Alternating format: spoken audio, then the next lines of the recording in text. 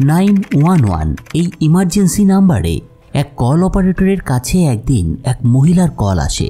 মহিলার কিছু অদ্ভুত কথা শুনে সেই অপারেটর মহিলার সাথে ভয়ানক কিছু একটা ঘটছে বলে আভাস পান। এর কিছুক্ষণ পর কথাবার্তার এক পর্যায়ে সেই মহিলার আর্তচিৎকার শুনতে পান সেই অপারেটর। কিন্তু এই চিৎকারের পেছনে লুকিয়েছিল একটা ভয়ানক রহস্য, যে রহস্যটা সেই অপারেটরের জীবনের সাথে একেবারে মিলে যায়। কি ছিল সেই রহস্য সেটা জানতে হলে আপনাদের দেখতে হবে আজকের দ্য গিল্টি মুভির এক্সপ্লেইন। এটা সাসপেন্সে পরিপূর্ণ এক রহস্যময় স্টোরি, যেটার এক্সপ্লেইন আপনাদের জন্য থাকছে আজকে স্টোরি ফাইলের পক্ষ থেকে। মুভির প্রধান ক্যারেক্টার জো বেইলার, যে একটা কল সেন্টারে কাজ করে। আমেরিকার ইমার্জেন্সি নাম্বার 911-এ আসা কলগুলো অপারেট করার দায়িত্ব পালন করে সে। তবে এর আগে জো বেইলার পেশায় একজন পুলিশ ডিটেকটিভ ছিলেন। এখন থেকে ঠিক 8 মাস আগে তার সাথে এমন একটা ঘটনা ঘটেছিল যে কারণে তাকে ডিমোশন দেওয়া হয়েছিল। এরপরই তাকে এই কল সেন্টারে ট্রান্সফার করা হয়। তবে তার জন্য একটা খুশির সংবাদও রয়েছে। আগামীকাল মানে পরের দিন তার ডিমোশনের আদেশ নিয়ে নতুনভাবে রায় দেওয়া হবে। যদি তার বিরুদ্ধে কোনো গুরুতর অভিযোগের প্রমাণ না পাওয়া যায় তাহলে এটা নিশ্চিত বলাই যায় ডিটেকটিভ অফিসার হিসেবে তাকে আবার পূর্ব পদে প্রমোশন দেওয়া হবে। কিন্তু জো বেইলারের এই কেস এবং ডিমোশনের কারণে তার জীবনে অনেক বড় ধরনের পরিবর্তন ঘটে গিয়েছিল। এই কেসের কারণে জোর স্ত্রী জেস তার ছেলেকে নিয়ে আলাদা থাকতে শুরু করেছিল। তাদের মধ্যে ডিভোর্স না হলেও স্বামী স্ত্রীর মধ্যে যে স্বাভাবিক সম্পর্কটা থাকার কথা সেটা তাদের মধ্যে ছিল না। তো যেদিনের কথা বলছি সেদিন রাতে বেইলর যখন তার কাজ করছিলেন তখন জো তার ছেলের সাথে কথা বলার জন্য স্ত্রী জেসকে ফোন করে, কিন্তু জেস তার ফোনটা রিসিভ করে না।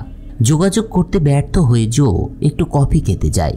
কফিটুকু শেষ করার পর সে যখন তার ডেস্কে এসে বসে তখন এমিলি নামে এক মহিলা 911-এ ফোন করে। জোর কাছে কলটা ট্রান্সফার হওয়ার পর এমিলির কথা শুনে একটু অবাক হয় জো। এই এমিলি এমনভাবে তার সঙ্গে কথা বলতে শুরু করেছিল যেন সে তার আপনজনের সঙ্গে কথা বলছে। তাই স্বাভাবিকভাবেই জোর মনে হয় কেউ হয়তো তার সঙ্গে প্র্যাঙ্ক করছে, কারণ এই কল সেন্টারে বদলি হওয়ার পর সে খেয়াল করেছে এমন ঘটনা প্রায়ই ঘটে থাকে এখানে। কোনো ইমার্জেন্সি কারণ ছাড়াই অনেকে ফোন করে শুধুমাত্র টাইম পাস করার জন্য। তো জো যখন ফোনটা কেটে দেবে ঠিক সেই মুহূর্তে এক লোকের আওয়াজ শুনতে পায় সে, যে এমিলির উপরে চিৎকার চেঁচামেচি করছিল। আর এতে জো বুঝতে পারে এমিলি সত্যিই হয়তো বিপদে পড়েছে। তাই সে এমনভাবে কথা বলছে যেন ওই লোকটা বুঝতে না পারে যে সে 911-এ ফোন করেছে। ঘটনাটা বোঝার পর জো এমিলিকে বলে, আমি তোমার ব্যাপারটা বুঝতে পেরেছি, আমি এখন যা বলবো তুমি শুধু হা আর না জবাব দেবে সেটার। এরপর এমিলির সাথে কিছুক্ষণ কৌশলে কথা বলার পরে জো জানতে পারে তাকে কিডন্যাপ করা হয়েছে এবং একটা সাদা ভ্যানে করে কিডন্যাপাররা তাকে শহরের বাইরে কোথাও নিয়ে যাচ্ছে। এমিলির কথায় এবার তার মনে হয় কিডন্যাপার হয়তো তার পরিচিত কেউ একজন হবে, তবে সে এক্স্যাক্টলি এখন কোথায় আছে সেটা জোকে বলতে পারছিল না।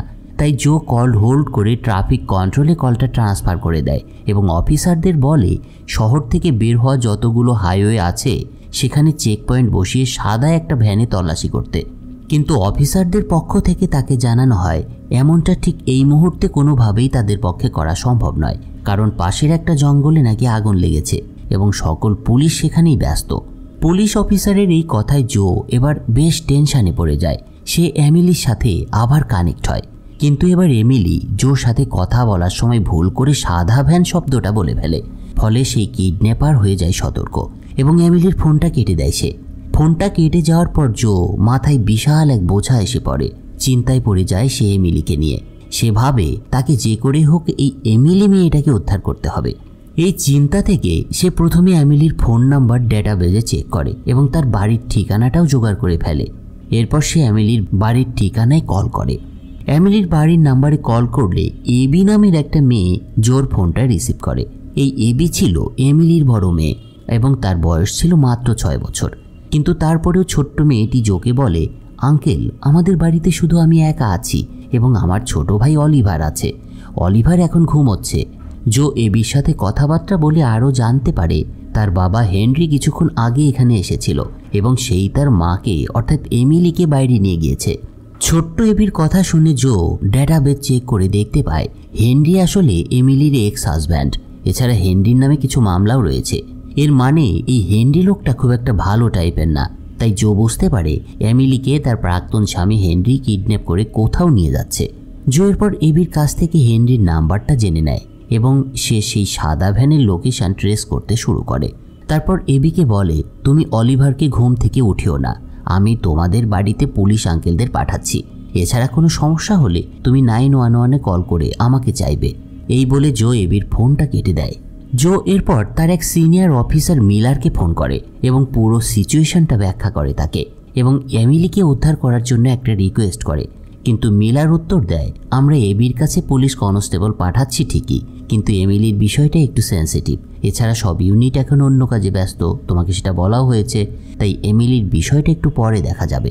সে আরও বলে, তুমি এসব নিয়ে ভেবো না, তোমার কাজ শুধু কল অপারেট করা, তুমি সেটাই করার চেষ্টা করো এবং কাল যে তোমার কোর্টে মামলা উঠতে যাচ্ছে এবং হিয়ারিং আছে সেটা কিন্তু ভুলে যেও না। মিলারের কথাগুলো বেশ একটু কঠিন ছিল, কিন্তু তারপরেও জো এবার একটু শান্ত হয় এবং 8 মাস আগের সেই কেসের কথা তার মনে পড়তে শুরু করে।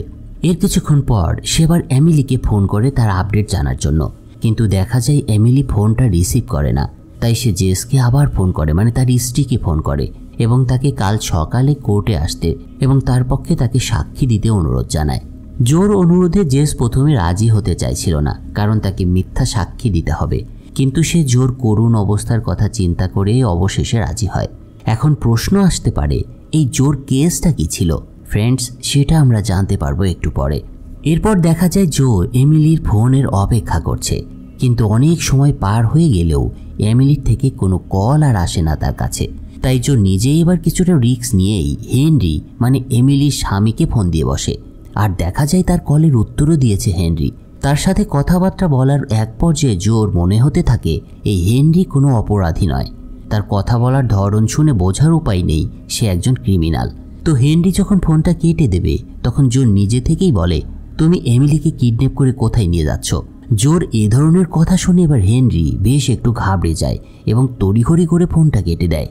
এরপর জো তার এক পুরনো কলিগ এবং ক্লোজ ফ্রেন্ড রিককে ফোন দেয়। রিক সে সময় একটা বারে ড্রিঙ্কস করছিল। এই ড্রিঙ্কসের কথা শুনে জো তাকে বলে, আগামীকাল তোমার আমার সঙ্গে কোর্টে যাওয়ার কথা এবং আমার পক্ষে তোমার সাক্ষী দেওয়ার কথা, আর তুমি এখন ড্রিঙ্কস করছো। এই কথাগুলো বলার পর সে রিককে এমিলির বিষয়টা জানায় এবং তাকে অনুরোধ করে এমিলির বাড়িতে গিয়ে একটু তল্লাশি করতে। হেনরি কেন এমিলিকে কিডন্যাপ করে নিয়ে যাচ্ছিল সেটা জানার জন্য জো মূলত রিককে অনুরোধ করেছিল। এর একটু পর এক অফিসার এসে জোকে বলে, একটা বাচ্চা মেয়ে তোমাকে ফোন দিতে বলেছে। তার কথায় জো বুঝে যায় এবি তাকে ফোন করেছে। ফোনটা ধরার পর এবি জোকে বলে, আমাদের বাড়িতে কারা যেন এসেছে, আমি দরজা খুলিনি ভয়ে। এবির কথায় জো বুঝতে পারে তার অনুরোধে পুলিশ এমিলির বাসায় হয়তো গিয়ে থাকতে পারে। তাই সে এবার এবিকে বলে, তারা পুলিশ অফিসার, ভয় পেও না, আমিই পাঠিয়েছি, তুমি দরজা খুলতে পারো। তার কথা শুনে এবি দরজা খুলে দিলে সেই অফিসাররা ভিতরে গিয়ে চেক করতে শুরু করে। এরপর সেই অফিসাররা জোকে বলে এবির গায়ে রক্ত লেগে আছে, কিন্তু এই রক্তগুলো এবির না, হয়তো ওর ছোট ভাই অলিভারের রক্ত, আর দেখে মনে হচ্ছে ছোট্ট অলিভার মারা গিয়েছে, কিন্তু এবি মনে করেছিল সে ঘুমিয়ে আছে। এরপর অফিসাররা আরও জানায় কেউ অলিভারের পেটে একাধিকবার ছুরিকাঘাত করেছিল আর এর ফলেই তার মৃত্যু হয়েছে। সহকর্মীদের মুখে এসব শুনে জো একেবারে আকাশ থেকে পড়ে, তবে প্রচণ্ড রেগে যায় সে। ফলে সে এবার প্রতিজ্ঞা করে যেভাবেই হোক হেনরিকে ধরতেই হবে তার। মানে সে ইতিমধ্যে নিশ্চিত হয়ে গিয়েছে এই হেনরি অলিভারের মাকে কিডন্যাপ তো করেইছে এবং তাকেও শেষ করে দিয়েছে। এর মধ্যে আর একটা ব্যাপার লক্ষ্য করা যায়, সেদিনকার অফিস টাইম শেষ হয়ে গিয়েছিল এবং তার কলিগরা একে একে বাসায়ও চলে যাচ্ছিল, কিন্তু তারপরেও জো তখনও ডিউটি করছিল শুধুমাত্র এই পরিবারটার কারণে। তো এরপর দেখা যায় জো আবার ফোন করেছে এমিলিকে, তবে এবার এমিলি কল রিসিভ করে আর জো তার কাছে জানতে চায় তারা এখন কোথায় আছে।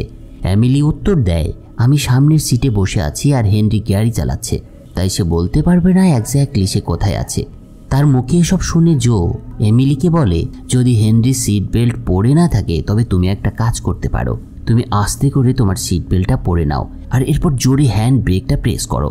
এতে হেনরি তার ব্যালেন্স হারিয়ে হয়তো ছোটোখাটো একটা অ্যাক্সিডেন্ট করে বসবে এবং তখন তুমি সেখান থেকে পালানোর একটা সুযোগ পাবে। তার কথা মতো এমিলি এই কাজটাও করে, কিন্তু হেনরি এই বিষয়টা আগেই ধরতে পেরেছিল, তাই গাড়িটা সময় মতোই সে নিয়ন্ত্রণে নিতে সক্ষম হয়। তবে এই ঘটনায় সে এমিলিকে কিছু বলে না এদিকে জো এমিলিকে আবারও পরামর্শ দেয় হেনরি যখন গাড়ি থামিয়ে তার কাছে আসবে তখন সে যেন হেনরির মাথায় ভারী কিছু দিয়ে আঘাত করে এবং তারপর সেখান থেকে পালায়। এতক্ষণ ধরে এমিলি জোর সব কথাই পালন করছিল আর এটা সে করবে বলেও ঠিক করে নেয়। তবে কথা বলার এক পর্যায়ে এমিলি আবার কান্না করে বলতে শুরু করে, আমি কি এমন করেছি যে হেনরি আমার উপর এত রেগে আছে? আমি তো শুধু অলিভারকে সাহায্য করছিলাম, ওর পেট ব্যথা দূর করার জন্যই তো আমি সব কিছু চেষ্টা করছিলাম। এটা শুনে এবার জো একটু অবাক হয়ে যায় আর সে মনে মনে ভাবে, আরে এমিলি এসব কি উল্টোপাল্টা বকছে। এদিকে এমিলি আবার তাকে বলে ওঠে, অলিভারের পেট থেকে সাপ বের করে ওর কামনা থামিয়েছি আমি, তবুও আমার সাথে হেনরি খুব খারাপ ব্যবহার করছে। আর এই কথাটা শুনি এবার জোর মাথায় আবার আকাশ ভেঙে পড়ে। আসলে অলিভারকে হেনরি না বরং এমিলি ছুরি দিয়ে হত্যা করেছিল। এমিলি আরও বলে চলে, অলিভার নাকি সকাল থেকেই পেট ব্যথায় কান্না করছিল, তাই সে ভাবছিল তার পেটে বোধহয় সাপ ঢুকেছে। এমিলি তাই কিছু না বুঝেই বেচারা অলিভারের পেটটা কেটে ফেলে এবং স্বাভাবিকভাবেই অলিভার কান্নাটা থামিয়ে দেয়। কিন্তু এটা যে তার চিরদিনের জন্য থেমে যাওয়া সেটাই বোকা এমিলি বোঝেনি। সব কিছু শুনে জো বুঝতে পারে সে কত বড় একটা ভুল করেছে। হেনরি আসলেই নির্দোষ, সে শুধু তার সন্তানদের নিরাপত্তার জন্য এমিলিকে দূরে নিয়ে যাচ্ছিল। তো জো যখন এসব ভাবছে তখন সে আবার ফোনে শুনতে পায় এমিলি একটা ইট দিয়ে হেনরির মাথায় আঘাত করে পালিয়ে যাচ্ছে। আর এটা শুনে জো এবার আরও ঘাবড়ে যায়, কারণ সেই তাকে এমিলিকে এটা করার পরামর্শ দিয়েছিল। এর কিছুক্ষণ পর রিক তাকে ফোন করে। সে বলে এমিলির বাড়িতে গিয়ে তারা পুরো তদন্ত করেছে এবং ড্রয়ার থেকে এমিলির কিছু মেডিকেল ডকুমেন্ট কালেক্ট করেছে, যেখানে তার দেখতে পেয়েছে এমিলি খুব বিরল এক মানসিক রোগে আক্রান্ত এবং তার ট্রিটমেন্টও চলছিল। কিন্তু সেই ট্রিটমেন্ট অনেক বেশি এক্সপেন্সিভ ছিল। হেনরির কাছে খুব বেশি টাকা না থাকায় ট্রিটমেন্টটা একদিন অফ হয়ে যায় এবং এমিলির সেই রোগ আরও বাড়তে শুরু করে। হেনরি আসলে এমিলিকে নিয়ে সেই মেন্টাল হসপিটালের দিকেই যাচ্ছিল। তো জো এই সব কিছু শুনে পুরো বিষয়টা বুঝতে পারে এমিলির মস্তিষ্কের গুরুতর সমস্যা থাকায় আসলে সে সিদ্ধান্ত নিতে পারছিল না, তাই নিজের ছেলের পেটে ছুরি চালিয়ে দিয়েছে। অদ্ভুত ব্যাপার। এবং জোয়ের কথা মতো আবার হেনরির মাথায় আঘাত করে পালিয়েও গিয়েছে।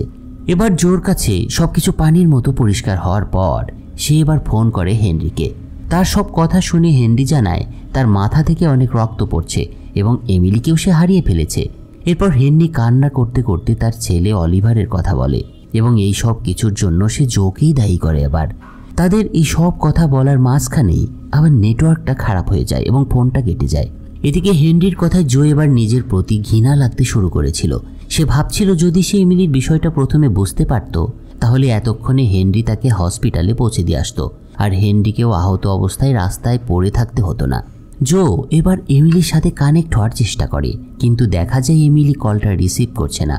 এর কিছুক্ষণ পর এক অপারেটর এসে জোকে বলে এমিলি নামের একটা মেয়ে লাইনে আছে এবং সে তোমাকে কল দিতে বলেছে। এরপর জো এমিলির সাথে কথা বলা স্টার্ট করে। জো জানতে পারে এমিলি তখন একটা ফ্লাইওভারে দাঁড়িয়ে আছে এবং সেখানে দাঁড়িয়েই তার সঙ্গে কথা বলছে। এ সময় এমিলি বলতে শুরু করে সে তার নিজের জামা কাপড়ে রক্ত দেখতে পাচ্ছে আর এই রক্ত দেখে এমিলি ঘাবড়েও যায় এবং সে জোকে জিজ্ঞাসা করে এই রক্তগুলো কার, এগুলো কোথা থেকেই বা আসলো, আপনি কি কিছু জানেন? আমার তো মনে হচ্ছে আমি কাউকে খুন করে ফেলেছি। এই প্রশ্ন করতে করতে এমিলির এবার সাবকনশিয়াস মাইন্ডটা অ্যাক্টিভ হয় আর তার নিজের মনে পড়ে সে কি করে এসেছে, সে কতবার একটা ভুল করে বসেছে। নিজের ছেলে অলিভারকে সে নিজে হাতেই হত্যা করেছে, আবার একই সাথে হেনরিকেও আহত করেছে সে। এটা উপলব্ধি করতে পেরে এমিলি এবার কান্নায় ভেঙে পড়ে। এরপর সে জোকে বলে আমি এখন এই খাত থেকে পড়ে গিয়ে আত্মহত্যা করব, আমার বেঁচে থাকার কোনো অধিকারই নেই। কিন্তু জো তাকে বোঝানো ট্রাই করতে থাকে। সে বলে তোমার আত্মহত্যার করার কোনো দরকারই নেই, তুমি ভুল করে অ্যাক্সিডেন্ট ঘটিয়ে ফেলেছ, এতে তোমার কোনো দোষ ছিল না, আসলে তোমার মাথা কাজ করছিল না। জো এরপর নিজেই কাঁদো কাঁদো অবস্থায় এমিলিকে বলে যদি কাউকে মরতেই হয় তাহলে সেটা আমি, কারণ আমি এক নিষ্পাপ ছেলেকে হত্যা করেছিলাম, আমি সেই সাজা এখনও ভোগ করছি। জোর এই কথার মাধ্যমে আমরা তার সেই কেসটার ব্যাপারে জানতে পারি। আসলে জো 8 মাস আগে এমন একটা কেসে ফেসে গিয়েছিল যে সে সেই কেসটা কোনোভাবেই সলভ করতে পারছিল না। আর এই ফ্রাস্ট্রেশন এবং রোগের কারণে সে জ্যাকব নামের এক নিষ্পাপ ছেলেকে ভুলবশত একদিন গুলি করে বসে। সেদিন জ্যাকব সেখানেই মারা যায়। তো জো এমিলিকে বলে আমি জানি জ্যাকবকে আমিই মেরেছি, তবু কালকে কোর্টে মিথ্যা সাক্ষী হাজির করব এবং তারা আমাকে একদম নির্দোষ হিসেবেই দাবি করবে, অথচ আমি আসল খুনি ছিলাম। এই কনভারসেশনের মাধ্যমে বোঝা যায় আসলে দুজনের মানসিক অবস্থা প্রায় সেম, তবে এদের মধ্যে একটা পার্থক্য আছে। এমিলি নিজের ভুল উপলব্ধি করে নিজেকে গিল্টি ভাবছিল, কিন্তু জোর মধ্যে কোনো ধরনের তেমন কোনো গুণাবলী দেখা যাচ্ছিল না। উল্টো সে ওই ভুলগুলো ধামাচাপা দেওয়ার চেষ্টা করছিল মিথ্যে সাক্ষী হাজির করার মাধ্যমে। আর এ কারণেই জেস তার সঙ্গে রাগ করে থাকতো না। জো এই 8 মাস কারোর সাথে এত খোলামেলাভাবে কথা বলেনি, তাই সে এবার এমিলির সাথে এসব শেয়ার করে একটু রিল্যাক্সড ফিল করে। এ সময় এমিলির ফোনে পুলিশের সাইরেন শোনা যায়, মানে পুলিশ সেখানে পৌঁছে গিয়েছে। পুলিশদের আসতে দেখে এমিলি এবার আরও আতঙ্কিত হয়ে পড়ে এবং সে ফ্লাইওভার থেকে ঝাঁপ দেবে বলে ফোনটা কেটে দেয়। এদিকে জোর অবস্থাও একদম খারাপ হয়ে যায়। সে ধরেই নেয় এমিলি ঝাঁপ দিয়ে আত্মহত্যা করেছে এবং এর জন্য সে নিজেই দায়ী। তাই সে বারবার এমিলির ফোনে কল করার চেষ্টা করে এবং কান্না করতে শুরু করে। এভাবে অনেকক্ষণ চলার পর অফিসাররা তার কল রিসিভ করে এবং তাকে বলে তারা এমিলিকে সঠিক সময়ে রেস্কিউ করতে পেরেছে। এমিলি ঝাঁপ দিতে পারেনি শেষ পর্যন্ত। তারা আরও জানায় অলিভারকে হসপিটালে নিয়ে যাওয়া হলে দেখা গিয়েছে সে কোনো রকমে তখনও বেঁচে ছিল এবং এরপর তাকে আইসিইউতে ট্রিটমেন্ট দেওয়ার জন্য নেওয়া হয়েছিল। এটা শুনে জোর মনে এবার অবশেষে প্রচণ্ড একটা শান্তি আসে। সে আজকে দুজন মানুষ আর একটা পরিবারকে শেষ হওয়া থেকে কোনো রকমে বাঁচাতে সক্ষম হয়েছে। এছাড়া সে এখন নিজের ভুলগুলোও শুধরাতে একদমই পিছু হটবে না বলেই সিদ্ধান্ত নেয়। তো দেখা যায় জো এরপর ফ্রেন্ড রিককে ফোন করে এবং তাকে বলে আগামীকাল কোর্টে মিথ্যা কিছু বলার দরকার নেই তোমার, যা হয়েছে যা তুমি দেখেছো সেটাই বলবে। কিন্তু রিক উত্তর দেয় আমি যদি সত্যি বলে দিই তাহলে তো তোমার জেল হয়ে যাবে, তুমি তোমার ছেলেকেও আর দেখতে পাবে না। কিন্তু জো উত্তরে বলে জেল হয় হোক, আমি আর এখন এগুলো পরোয়া করি না। জো ভালোভাবেই জানতো কোর্টে তার বিরুদ্ধে রায় আসলে কি হবে, তবুও সে নিজের পাপের প্রায়শ্চিত্ত করার জন্য একে একে সব মিথ্যে সাক্ষীকে কল করে এবং তাদেরকে বলে তারা যেন কোর্টে সত্যটাই বলে, তার পক্ষে কোনো মিথ্যে বলার তাদের দরকার নেই। একদম শেষের দিকে জো একটা নিউজ চ্যানেলে ফোন করে আর তার লাইফের এই ঘটনাগুলোকে তুলে ধরতে বলেছে। কোর্টের রায় যেমনটা হবে বলে ধারণা করা হয়েছিল ঠিক তেমনটাই পরের দিন তার বিরুদ্ধে আসে। তবে জোর মধ্যে এখন আর কোনো আক্ষেপ কাজ করে না। সেই মুহূর্তে সবথেকে বেশি খুশি ছিল কারণ সে তার জীবনের সবথেকে বড় যুদ্ধে ইতিমধ্যেই জয়ী হতে পেরেছিল, সেটা হলো সত্যর জয়। আর তাকে এখন থেকে আর নিজের সাথে লড়াই করে বাঁচতে হবে না, কারণ পরম এক শান্তির দেখা পেয়েছে সে। তো এর মাধ্যমেই এই গল্পটা সমাপ্তি ঘটে। কেমন লাগলো আজকের গল্প সেটা জানাতে ভুলবেন না। ফিরছি সামনের কোনো একদিন অন্য কোনো এক স্টোরি নিয়ে। সবাই ভালো থাকুন, টেক কেয়ার।